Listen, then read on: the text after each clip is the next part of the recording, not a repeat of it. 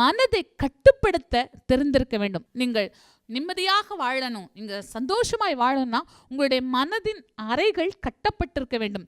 கிறிஸ்துவுக்குள் சகல எண்ணங்களையும் சிறைப்படுத்த உங்களுக்கு தெரிந்திருக்க வேண்டும். உங்களுடைய மனது அலைபாயக்கூடாது.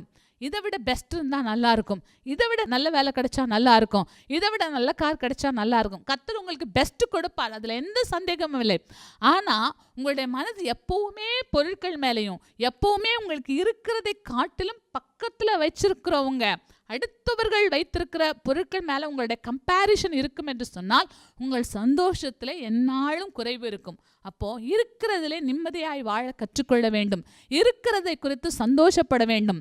ஸ்தோத்திரம். இருக்கிறதை குறித்து ஆண்டவர் இம்மட்டும் நடத்தி வந்தார், அவருடைய பெரிய தயவை நினைத்து நீங்கள் சந்தோஷப்பட வேண்டும். அதை விட்டு அவரை முறுமுறுத்து கொண்டே இருந்தால் உங்களுக்கு எந்த விதமான சந்தோஷமும் நிலைத்திருப்பதில்லை.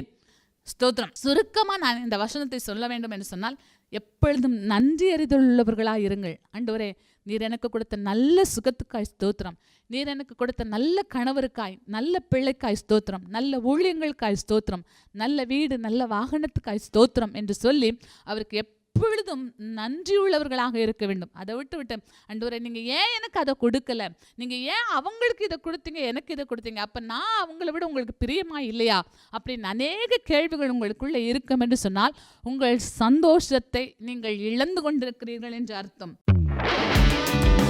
துதியின் கோட்டை ஆலயம் புதிய பேருந்து நிலையம் அருகில், திருநெல்வேலி 620007 தமிழ்நாடு, தென்னிந்தியா. இணையதள முகவரி www.fortopriceministries.org.